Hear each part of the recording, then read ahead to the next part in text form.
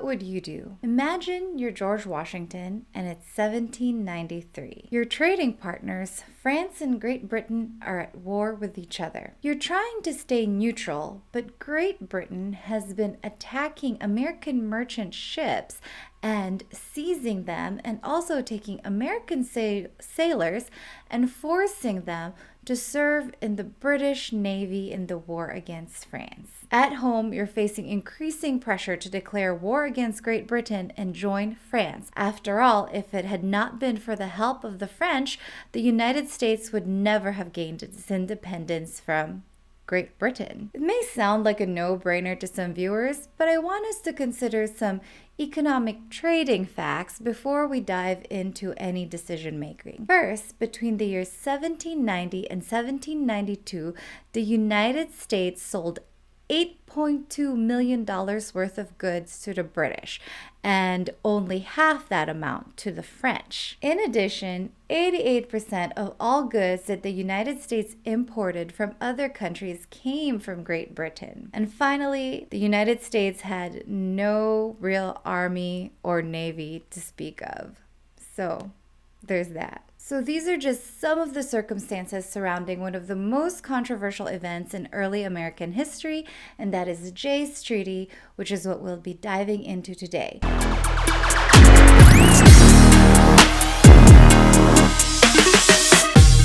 Now, you may have heard of Jay's Treaty described as a sellout to the British or to the bankers and merchant class of the United States, but there's actually so much more to it than that. First, we need to set up the context. But before I do that, I want to go ahead and spice things up with a little trivia question. Thomas Jefferson ultimately decided to resign his position as Secretary of State under George Washington, who replaced him. Watch the rest of the video to find out.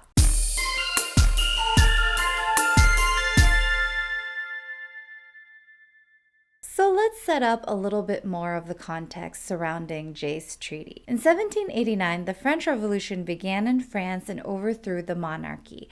And as it grew more radical, more and more countries headed by monarchies in Europe declared war against the new French Republic. In 1783, France was at war with Austria, Prussia, the Netherlands, Spain, Portugal, and finally Great Britain. Now, that's just something to take into consideration when we're looking at George Washington's decision of whether he should really go into war against Great Britain on the side of France. Particularly worrying for George Washington was the French war against Great Britain. The United States had officially signed a treaty with France to become its ally in the Franco-American Treaty of 1778. So now the question is, was the United States obligated to enter into war on the side of the French against all these other countries? Technically, though, that treaty was signed by two governments that were now defunct. In addition, we were having increasing problems with Great Britain. First, Great Britain was refusing to completely honor the Treaty of Paris of 1783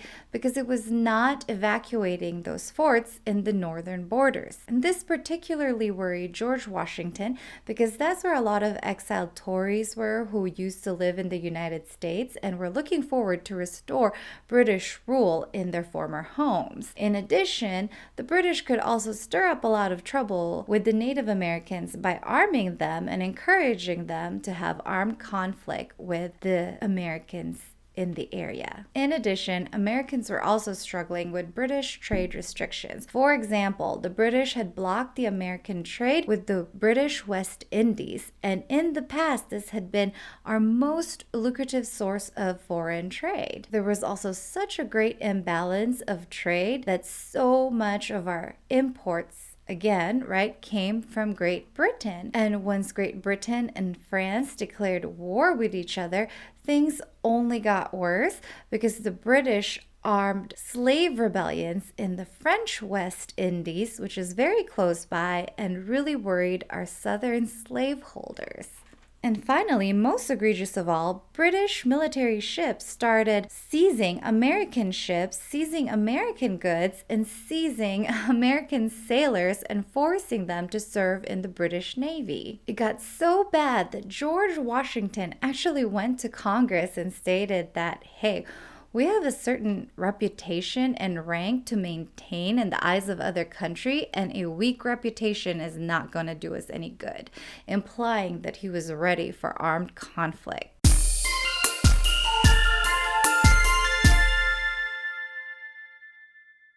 Madison, Jefferson, and other Democratic Republicans were ready to declare war against Great Britain and join France. After all, the French were pursuing a political endeavor that was so much like ours. They were so friendly to our ideals and our democracy. And of course, who could forget that without their military and financial aid, the United States might have never won its independence from Great Britain. Madison, in particular, tried very hard to convince Congress and Washington of a trade war. He did have these facts to deal with, however. First, again, I want to repeat, between the years 1790 and 1792, the U.S. sold the British $8.5 million worth of goods versus about $4 million to what we sold to France. In addition, U.S. imports from Britain amounted to about $15.28 million versus only $2 million from France. And if we were to cut off trade from Great Britain, I guess it could be good because it would make us less dependent on them. But in the short term, it would cripple our economy. Now, here are some facts to consider regarding U.S. trade relationship with Great Britain itself. First, 24% of all goods we send out are bought by the British. 24% versus 19% of British exports are bought by the United States. 88% of all goods we get from foreign countries are from Great Britain versus only 6% of all goods that Great Britain gets come from the United States. So you can see there's a real imbalance of trade there between the United States and Great Britain.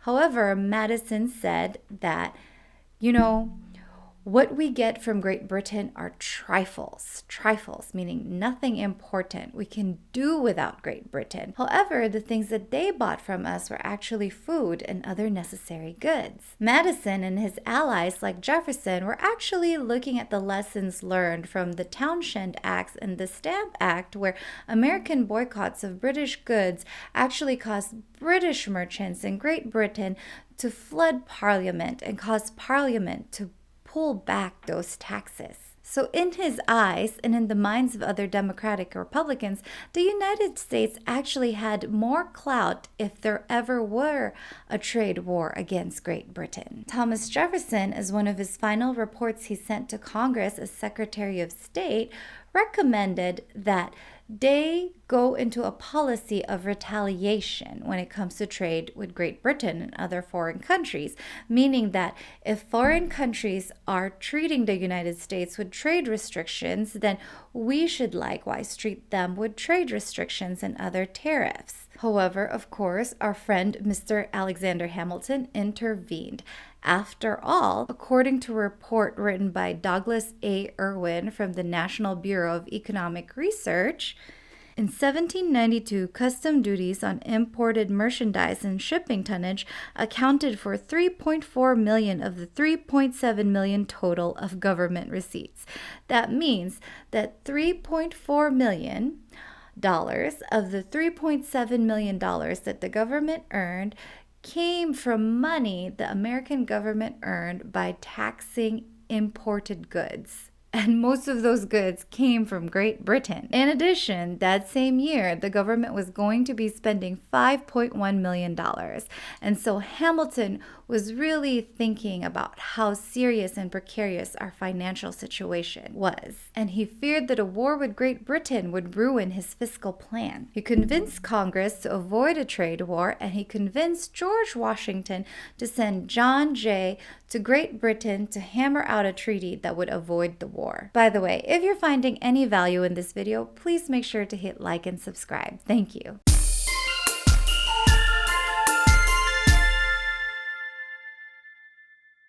So, why John Jay? I mean, after all, wasn't he the Chief Justice of the Supreme Court? Actually, many people knew that he was not the ideal candidate, but he was the only candidate. He was the most experienced option the Federalists had. Ben Franklin was dead, John Adams was the vice president, and Hamilton himself was afraid that if he left, George Washington would be swayed by the Democratic Republican Party. Still, didn't George Washington have a new Secretary of State?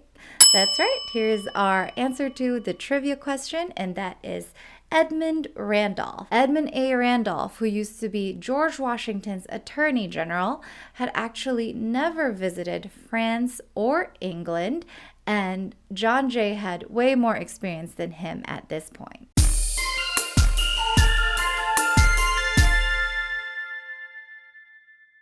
He had negotiated some deals in the past for the United States with Spain and Great Britain. He actually negotiated the Treaty of Paris of 1783 at the end of the American Revolution with Great Britain. So even though John Jay had more experience than Edmund Randolph in negotiating, he still wasn't the most ideal candidate for this job. He was very principled, very moral, and was very concerned about legal matters. So for example, he expressed to a British diplomat that he felt that the British actually had some rights or had reason to not leave their forts because Americans had not completely met their end of the bargain. So legally, in his mind, he thought that, hey, they're both not honoring this agreement. However, that actually wasn't the only reason why Jay wasn't able to get more benefits for the United States under the terms of this treaty.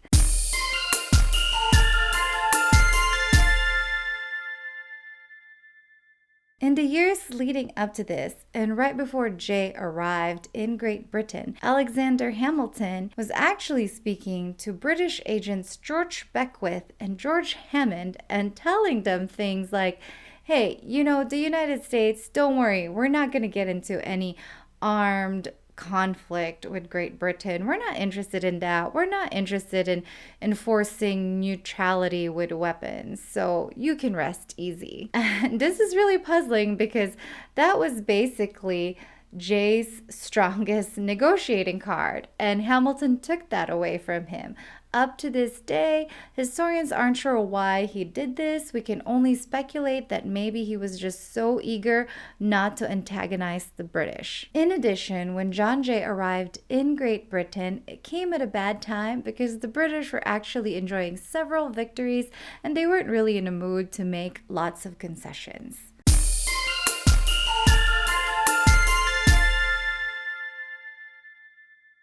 Ultimately, in November 1794, both sides officially agreed to these terms. First, British forts would be completely evacuated by June 1st, 1796. Two, in exchange, the United States would pay all pre-war debts it owed to British merchants. Three, they created a plan to resolve the U.S.-Canada border before John Jay was able to get the British to concede that they would no longer seize non-military property at sea and that they would only seize French properties and leave American ships alone. 5, the British also conferred most favored nation status to the United States in its trade with the British East Indies, and in addition, it finally opened the British West Indies for trade with smaller American ships.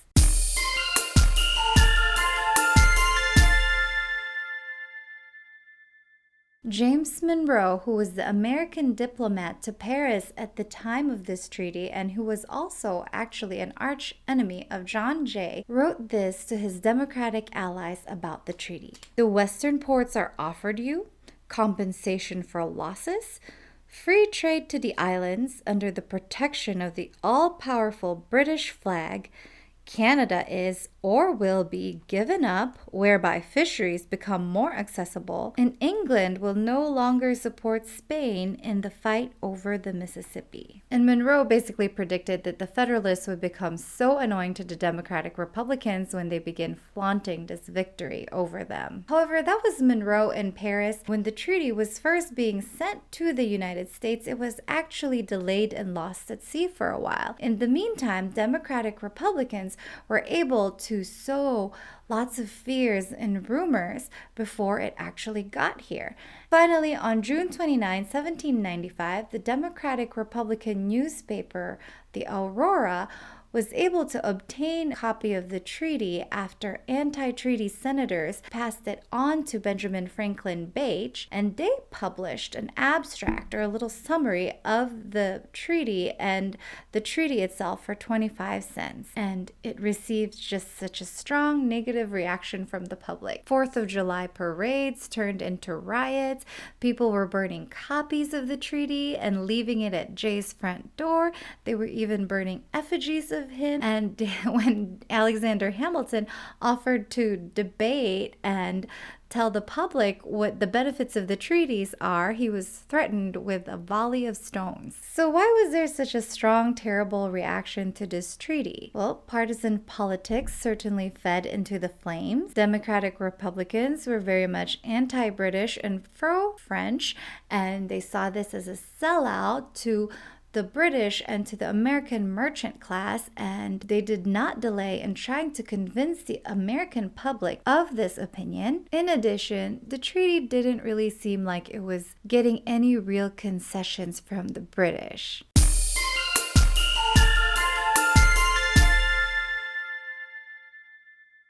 But hindsight is 2020. And we do know that eventually Thomas Jefferson and James Madison got their chance as presidents to try their own methods with regards to dealing with the British and the French. And eventually we do go into war with the British. And something that I haven't seen a lot of historians talk about is how Jay's Treaty actually affected the American economic system. This is what Douglas A. Irwin from the National Bureau of Economic Research had to say. Jay's Treaty completed Hamilton's system with commercial peace with Britain secure and re-export trade booming. The government was finally able to begin paying down the debt. Now, if you look at the nominal debt or the amount of the debt in the 1790s, you're not going to see a lot of change. But he goes on to say that Alexander Hamilton actually tried very hard and made progress after 1794 to pay down the national debt. However, this fact is hidden because we actually incurred new debts when we got into a quasi-war with France in the late 1790s. So what is the final verdict on Jay's Treaty? Well, that's the wonderful thing about history, this discipline that is the study of the past. We can all have different opinions. Different expert historians have different conclusions based on the facts that they know. And hopefully, after watching this video, you know a few more things and can come to your own original conclusion about this matter. Thank you for joining me. I hope you join me again next time. Have a great week.